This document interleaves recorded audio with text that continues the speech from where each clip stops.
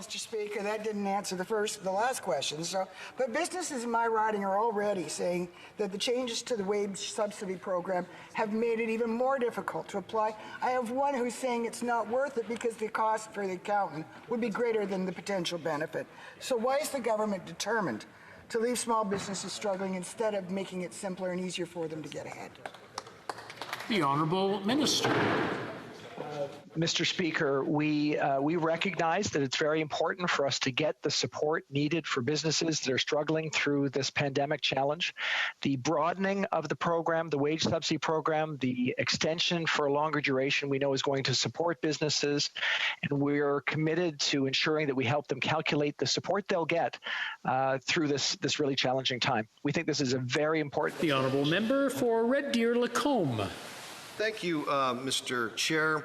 Has the Liberal Party ever received any personal data of young Canadians from any of the WE entities? Honourable Minister. Mr. Speaker, in regards to CSSG, we did ensure that we were collecting data to ensure that the most vulnerable populations would be able to participate. In regards to the specific question, I can ask and get back to him. The Honourable Member for Red Deer Lacombe. Mr. Chair, in the Finance Committee just moments ago, there were allegations that WE has transferred data to the Liberal Party of Canada. Or when they were asked, they said, we refused to actually answer the question. So I'm going to ask specifically again, at any time, has WE or any of its entities ever sent data to the Liberal Party of Canada? Yes or no? The Honourable Minister. Mr. Speaker, I would say that the premise of that question is entirely false. Thank you.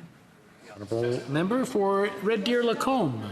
Well, Mr. Chair, I'm actually referring to testimony that just happened at the Finance Committee where it's been alleged by one of the witnesses that WE has transferred information, personal data of Canadians to the Liberal Party of Canada, and when WE was asked about this question directly, they refused to answer, just like this government is refusing to answer. So can we have a clear answer? Can we shine some light on this issue? Yes or no, has the Liberal Party of Canada ever received the data of Canadians from WE? The Honourable Minister. Mr. Speaker, I see that the interim leader of the official opposition is yelling at me. I will answer the question. Members of the Finance Committee have asked us to appear. At the first opportunity, I was there to answer those questions. Members of all parties passed a motion to ensure that the information was available. Officials have been appearing, and what we can hear from the member's question is that obviously those questions are being provided because we also want to ensure that Canadians receive this information. Thank you, Mr. Speaker. Well, Member for Red Deer Lacombe.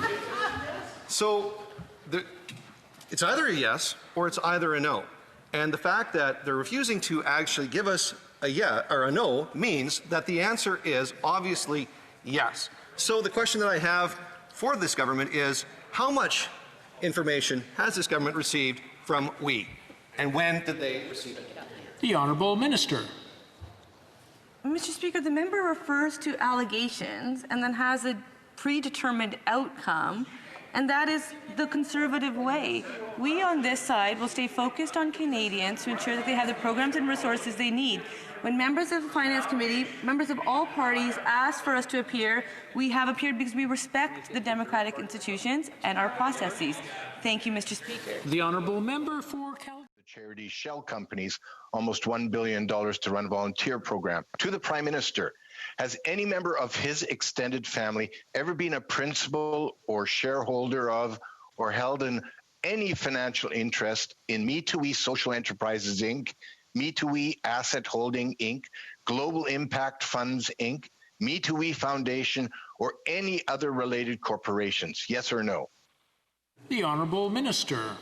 Mr. Speaker, we have put out a suite of programs to deliver for Canadians, and we want to ensure that all Canadians, including students, have programs and resources available. When it comes to the CSSG, the nonpartisan, very professional public service made a recommendation.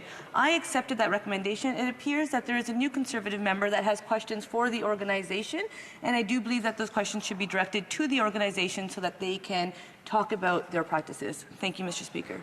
The Honourable Member for Abbotsford. No answer.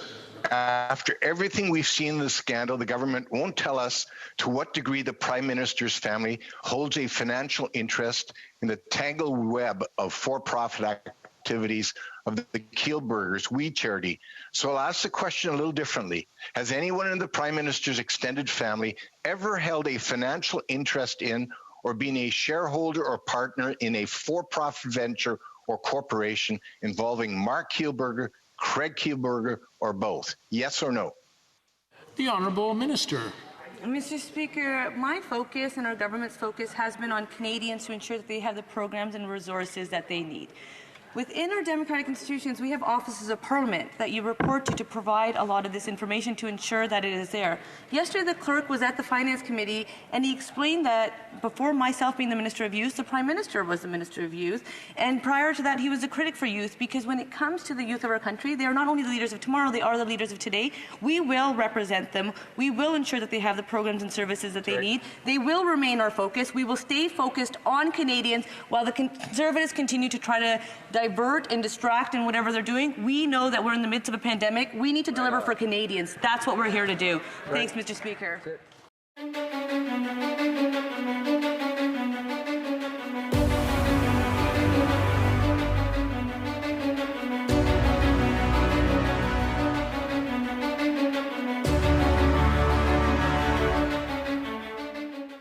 Mothers, fathers, sons, and daughters have died in the last 4 years alone.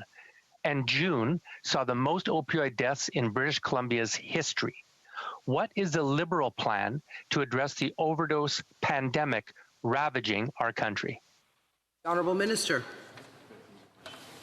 Well, thank you, Madam Speaker, and I want to share the members' complete devastation at the numbers coming out of BC of opioid overdose.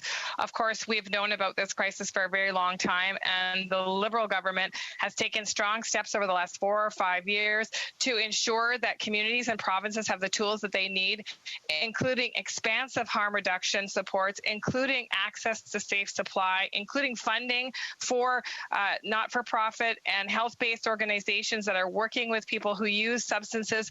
Madam Speaker, our government will ensure that we continue to make all tools available to provinces and territories as they work to support citizens. The Honourable Member for Vancouver Kingsway.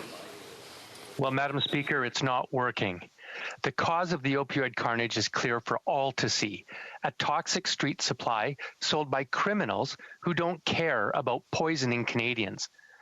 Public health officers, police chiefs, and now provincial premiers are calling on this government to do the right thing and act with logic, compassion, and courage to decriminalize drug use and medically regulate a safe supply.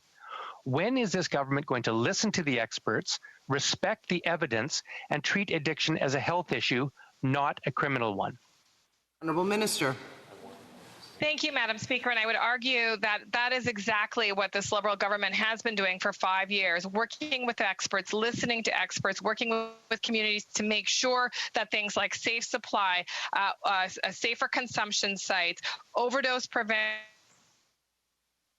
programs, access and increase to prescribe medication that supports substance use. And yes, looking at other ways besides enforcement to deal with problematic substance use. We know here on this side of the House that in fact this is a health issue and it is not an issue of criminality. Madam Speaker, will continue to work with provinces and territories to ensure they have all the tools they need to ensure they can save more lives.